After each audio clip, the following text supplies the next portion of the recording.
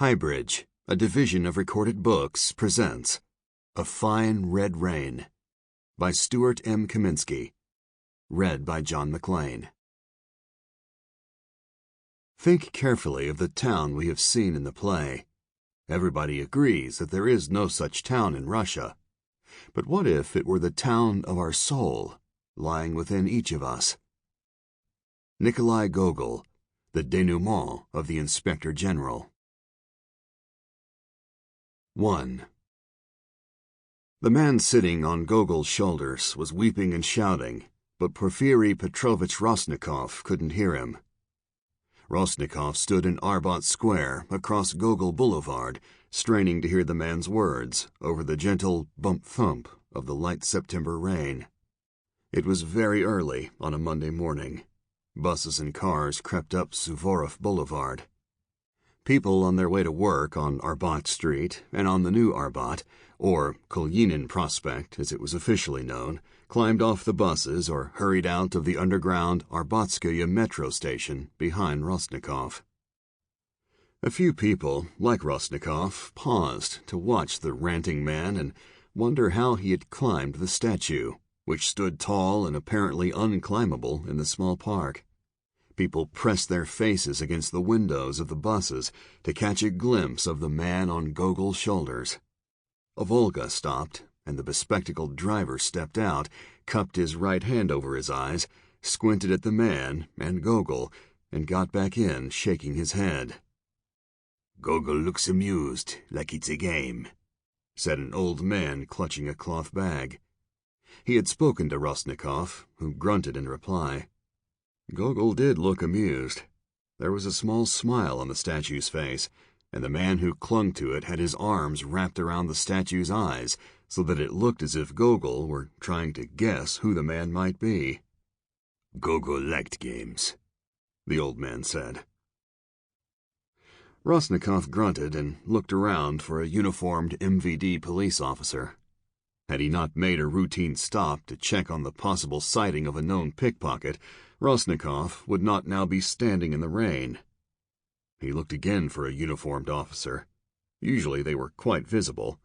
Moscow is the center of the MVD, the national police, responsible for minor law enforcement, initial crime inquiry, traffic, and drunks who climb public statues.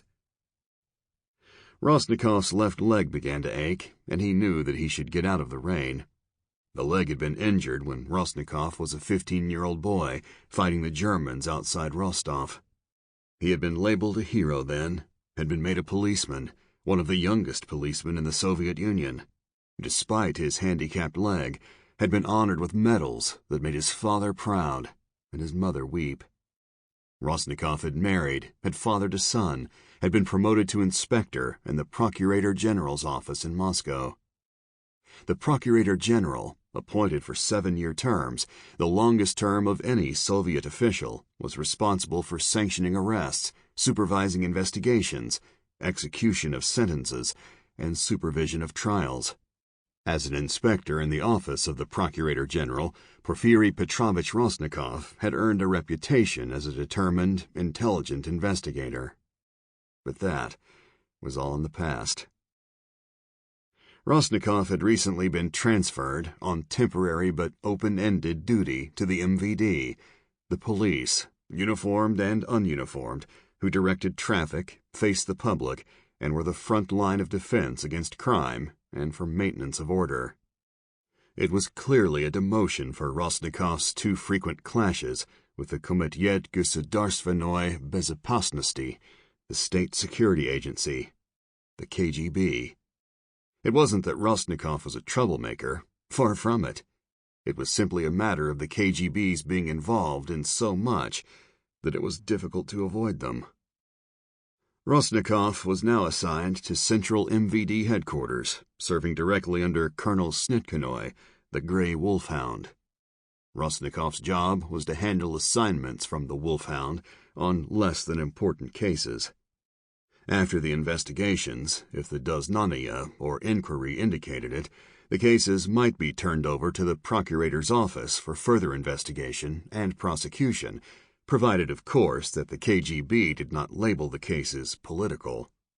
Since the KGB could label as political everything from sabotage to driving over the 35-mile-per-hour speed limit, every investigation had to be cleared with the KGB.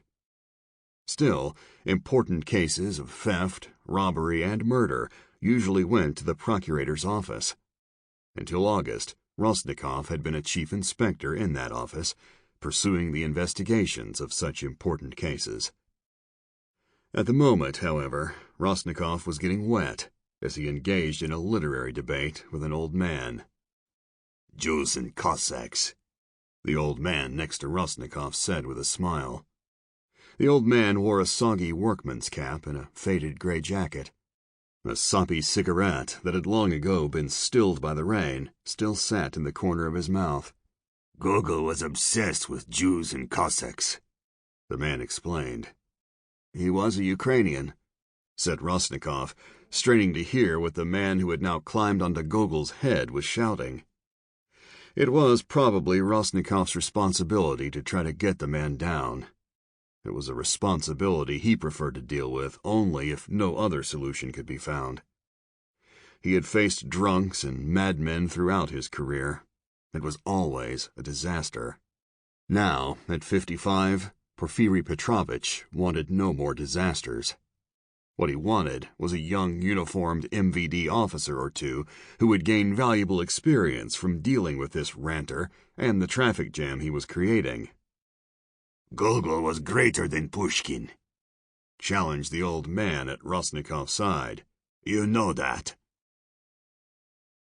The crowd under Gogol's statue was growing and would soon spill into the street, tying up traffic.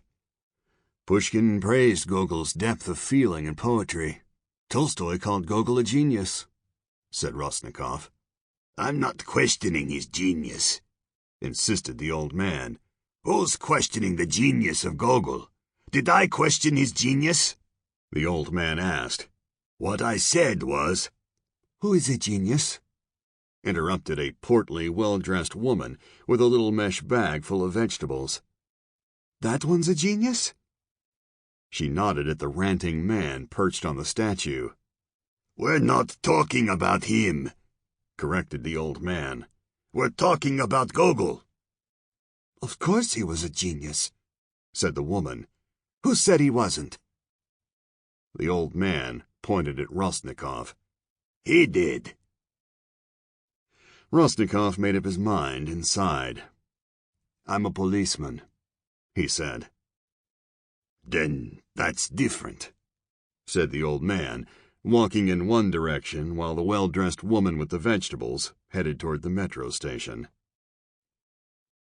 The word "fly" came wailing from the man on the statue through the sound of gentle morning rain, heavy traffic, and the gathering curious. Rostnikov watched a young uniformed MVD officer push his way through the small but growing crowd.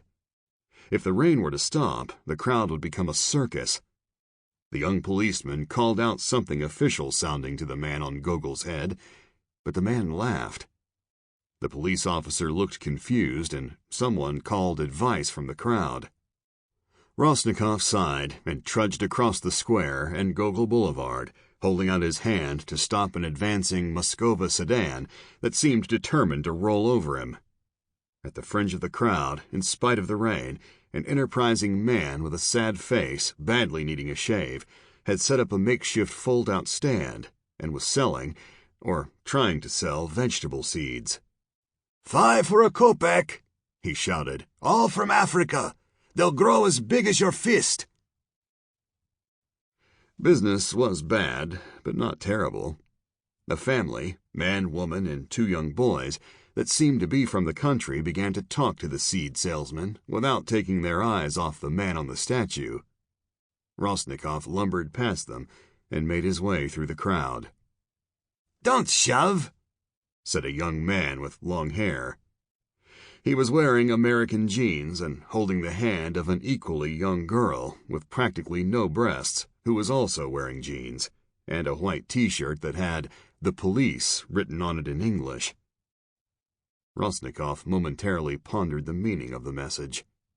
Was it in support of the police? A subtle challenge? Why was it in English? The rain had slowed but not stopped as Rostnikov pushed through the front row of the crowd and heard the police officer shout up at the man blasphemously atop Gogol. "You are disrupting traffic and failing to display proper respect to a national monument. Come down now!" The man moved down to sit on Gogol's shoulders and hugged Gogol's neck and laughed at the sky and the rain. "Come down!" he shouted, the rain dripping down his dark face. "I can fly down. I flew up here and I can fly down. I am a flyer." Rostnikov examined the man above him.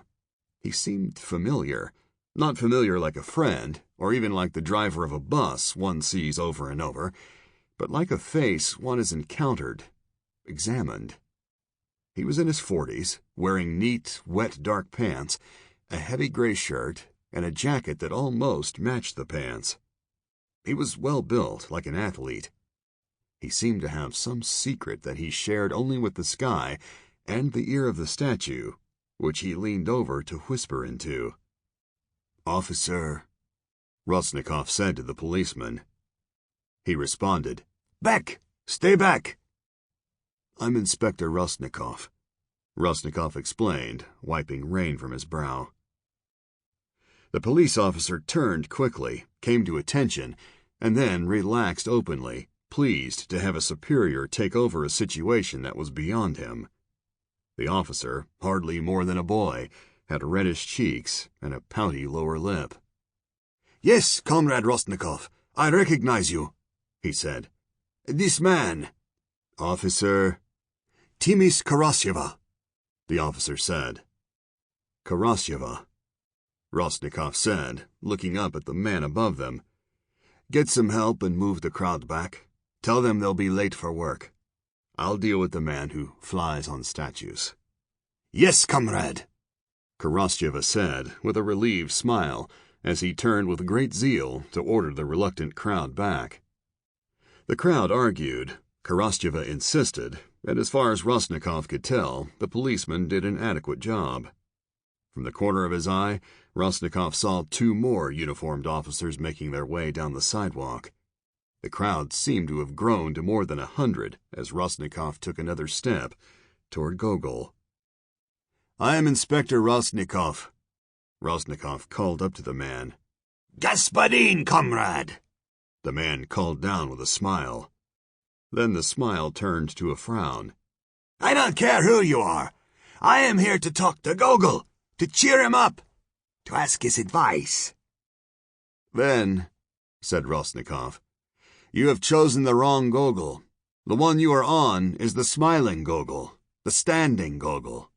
He was put here in 1952 after the war to replace the seated, sad Gogol. The Gogol you want is down there." Rostnikov pointed over his shoulder down Suvorov Boulevard. "Just on the other side of the underpass," he continued. "In the courtyard on the left, number 7A Suvorov Boulevard. Right in front of the house where Gogol lived in Moscow, where he wrote. You can't see him from the street. Why don't you come down and we'll go talk to him? Cheer him up." The man leaned forward, almost falling. From the crowd behind him, Rostnikov heard a woman gasp in fear, anticipation of tragedy. "You hear that, Nikolai?"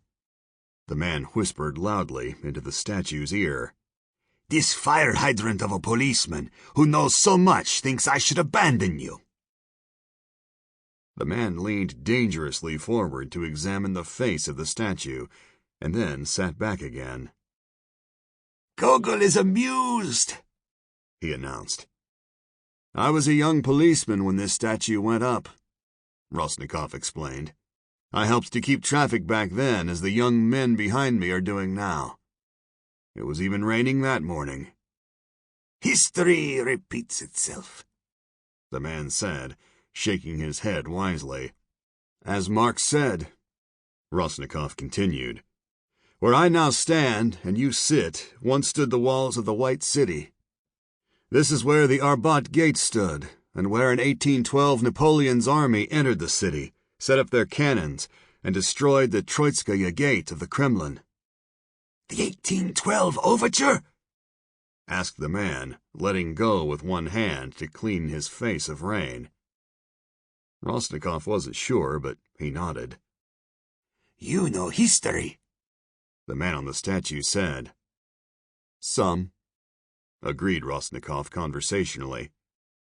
"Can I ask you something, policeman who knows history?" the man said in a loud whisper no more than 50 or 60 people in the crowd behind Rostnikov could hear. Rostnikov nodded for the man to ask. Again, he had the feeling that he had seen this man, even that the man looked appropriate, clinging to the statue. "What's a man to do? He works. His whole life he works, until he can fly. And then he discovers that he can fly over the city, over the country, over the ocean. Would you like to fly over an ocean, Comrade Rostov?" Rostnikov corrected. "Yes, I would like to fly," he said, thinking of his own failed attempts to get out of the country with his wife, Sarah. "But I have a bad leg, and I am too old to fly. You need a special passport, special papers to fly." "No, you don't," the man said, leaning dangerously forward. He held the pointing finger of his right hand up to his lips to indicate that he was about to tell a secret. His lone, clutching hand almost failed him, but he balanced expertly and didn't fall. A smattering of applause from the crowd drew a small smile and a nod of the head from the man on the statue.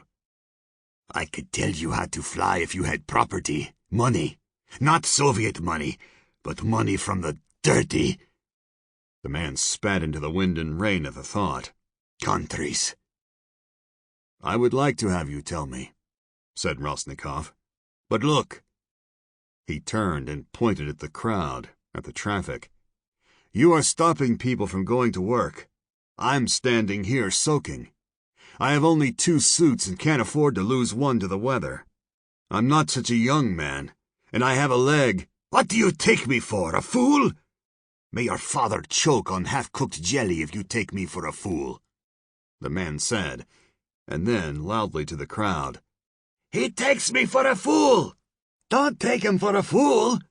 a young male voice called out, followed by a ripple of laughter. "You're not a fool," Rostnikov said gently. "You are a little drunk, a little confused, a little unhappy. Of course I am," cried the man. "I'm a Russian.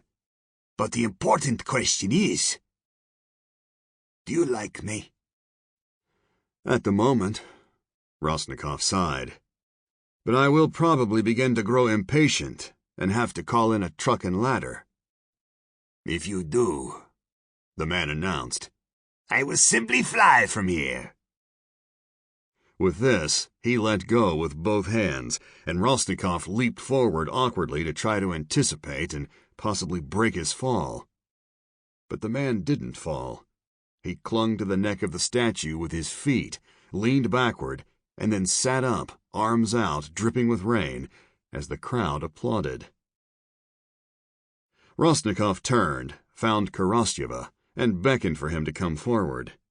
The young officer came at a run, his black boots splashing in puddles. "You and the others clear the area, break up the crowd," he whispered. "This man is playing to them. He might even jump." Korostyeva nodded, turned, and hurried toward his fellow officers to begin clearing the street, if they could. "What's your name, comrade?" Rostnikov called up to the man, who watched as the police started to disperse the crowd behind Rostnikov. "What? My name? Duznetzov. Valerian Duznetzov." "Duznetzov, what do you do when you are not tying up traffic and whispering to statues?" "I told you," Duznetzov said. "I fly, I leap, I fly, I bend, I spring, and sometimes, when I can, I drink. Gogol is not answering. You are not helping. It is time for me to fly." The man began to rise. Keeping his balance with one hand, and in spite of a definite drunken swaying, he managed to stand on the shoulders of the statue. A good wind would send him tumbling backward. In the street, a bus or car driver hit a horn, though it was prohibited by law inside the city. Duznetzov touched his forehead in salute to the warning horn and looked down at Rostnikov. The rain had begun to fall harder, sending a chill through Rostnikov, a familiar ache through his leg. "Why are you doing this, Duznetzov?" Rostnikov asked. "Because I can neither go nor stay. It's very simple. They give me no choice. They never did." "They?" shouted Rostnikov. "Who are they?" "One is the man who sees thunder." Duznetzov laughed as he spoke into the falling rain. "My body can fly, but my soul is weak. I shall miss vodka and ice cream, Rostnikov. It would be better if the sun were out. I think I could like you." "Perhaps we could be friends," Rostnikov suggested. "Too late," said Duznetzov with a shrug.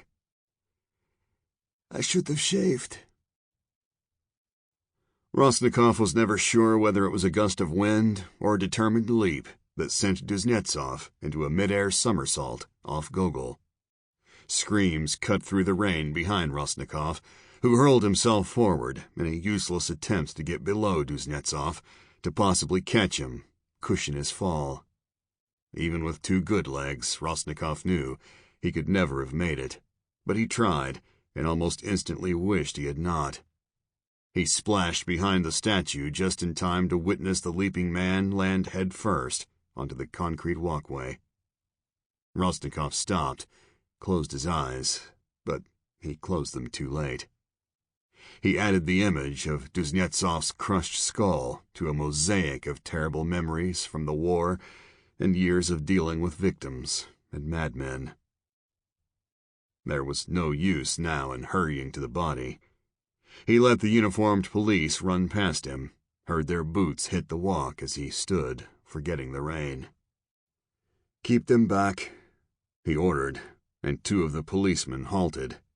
One, the young one who had been first on the scene, looked at the body and then turned and faced Rostnikov. His face was pale, his mouth open. "Are you going to be sick?" Rostnikov asked softly, so the other two officers couldn't hear. "I don't know," Khorostyeva said. He was just drunk." Go take care of the crowd," Rostnikov said, and the young policeman began to walk slowly away from the scene without looking back. "And be sure to write your report and turn it in. Include everything that man said. Everything, even if it made no sense." Khorostyeva's back was turned, but he nodded like a drunk about to drop into a stupor. "He's dead, Comrade Inspector," shouted one of the policemen, an older, heavy-set sergeant, at the body. "Thank you," answered Rostnikov. The rain suddenly let up. It didn't quite stop, but it ceased applauding madly against the pavement. Rostnikov checked his watch. It was nearly 7, and he should have been back at the Petrovka station for the morning meeting with the Grey Wolfhound's staff. The street had now been reasonably cleared of pedestrians by 6 or 7 police officers. Had it not been raining, Rostnikov was sure it would have taken at least 24 to keep the street clear. "His name is Duznetzov," the older officer at the body shouted to Rostnikov, who forced himself to turn and look at the policeman, who held up a limp wallet. "He's with the circus." "Not anymore," Rostnikov said, but he said it to himself and to the smiling Gogol. At the moment Valerian Duznetzov flew into the morning rain, Oleg Pesnuka, who was rumored to have had a Mongol grandmother, dipped his hands in chalk, rubbed them together, and wondered why Duznetzov was late. Pesknoka rubbed his shaved head and took off his warm-up jacket and placed it carefully on the bench. Then Pesknoka adjusted his blue practice tights, rubbed his stomach, telling himself that he would have to lose at least 15 pounds, and stepped into the small, silent circus ring. Duznetzov was probably drunk again, thought Pesknoka, as he strode across the ring and shivered. He rubbed his shoulders and did a series of limbering-up exercises. Each year the exercises took longer. Each year it became harder to think up new routines, to find ways to justify them to the political committee. Neither he nor Duznetzov was very good at thinking up the routines, or at finding some reason why their aerial act fulfilled the conditions of Marxist-Leninist ideology. Oleg was still considered the best catcher in the circus, in spite of his 59 years, and Duznetzov was considered the most daring flyer in the business. But Oleg's Katya was the brain. She was the youngest. She was pretty. She could smile, and she could fly. Perhaps not with the best, but she was good enough when she was backed by Oleg and Valerian. And, Oleg realized without quite admitting it consciously, Katya was the only one of the trio with a brain. But now, with the new director out looking for young talent, Oleg, Valerian, and Katya would have to work twice as hard, be doubly inventive, if they were to stay with the circus. They had a protector with a vested interest in the act, but even the protector could not guarantee their jobs. And, Oleg thought as he began to climb the rope ladder, it was essential that they not lose their position. Not yet. Not with the Lithuanian and Latvian trip scheduled for October. No, he thought, climbing to the top of the ladder, they would have to do something sensational, something so daring that the new director could not possibly consider replacing them. Oleg stood on the platform and looked down at the net below him, at the empty, dark corners of the arena. They had talked, the three of them, of what they might have to do if they were unable to secure their place in the troupe. It was a desperate second choice, one that none of them wanted to take, for one could never be sure of the reaction of the Commissal representative if he were told that certain counter-revolutionary transactions were going on in the circus. It wasn't something Oleg wanted to do, but they had decided to consider it. The possibility had sent Duznetzov into a deep gloom. But what could you expect from a flyer, Oleg thought, loosening the rope that held his trapeze? Flyers lived on applause, on their nerves. Catchers had to be strong, unappreciated by all but their fellow professionals. It was the difference between himself and Duznetzov. Valerian needed an audience even to practice. Oleg needed only his own approval, and Katya's admiration. This morning he had planned to try Katya's idea for the one-legged catch and the flip to a hand-in-hand. Oleg was not sure they could do it. 5 years ago he would have felt confident, but their reflexes were not the same. They were, however, highly motivated. Without Valerian, there was little Oleg could do.